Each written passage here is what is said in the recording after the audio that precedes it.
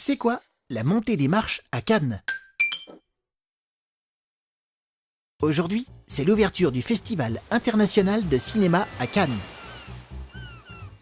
Pendant une dizaine de jours, tous les grands noms du cinéma se retrouvent dans cette ville du sud de la France.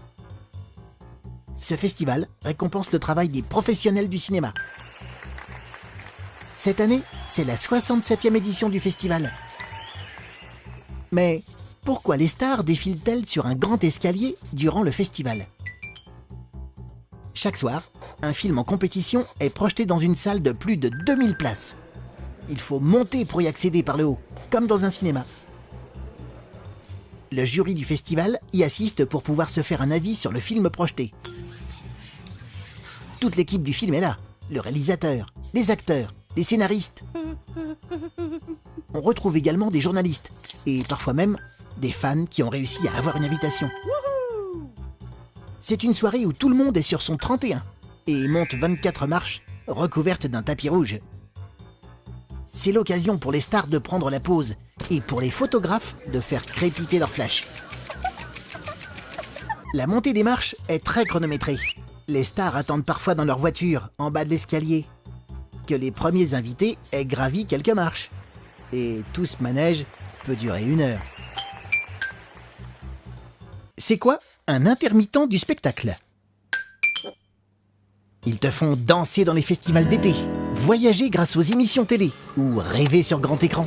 Ce sont les intermittents. Et oui, les intermittents du spectacle sont des artistes ou des techniciens qui rendent possible tous ces divertissements. Comédiens, musiciens, mais aussi maquilleurs ou ingénieurs du son. Ils peuvent exercer des professions très différentes. Mais pourquoi on les appelle les intermittents du spectacle? Le mot « intermittent » signifie que leur activité est irrégulière au fil du temps. C'est logique quand on travaille dans le monde du spectacle. En effet, un spectacle a une date de début et une date de fin. Tout au long de l'année, un intermittent est embauché sur plusieurs tournages ou représentations.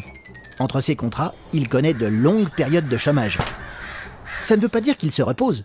Un musicien, par exemple, peut utiliser ce temps pour composer des chansons. Mais il n'est pas sûr d'avoir à nouveau du travail sur un prochain spectacle. Cette incertitude s'appelle la précarité. En raison de cette précarité, les intermittents du spectacle bénéficient d'une allocation chômage plus élevée que la moyenne. Pour y avoir droit, il faut prouver qu'on a travaillé au moins 3 mois au cours des 10 derniers mois. Aujourd'hui, un projet prévoit de restreindre l'allocation chômage des intermittents. Or, ils sont nombreux à compter dessus pour vivre. C'est pour cela que les intermittents sont mécontents. Qui décide de la mode? 2 fois par an, les grands noms de la mode présentent leurs créations lors de défilés. C'est la Fashion Week. En 1 semaine, toutes les tendances de la prochaine saison sont révélées. Et ces tendances, présentées sur les podiums, vont bientôt envahir toutes les boutiques de vêtements, et ensuite la rue. Mais qui décide de ces tendances?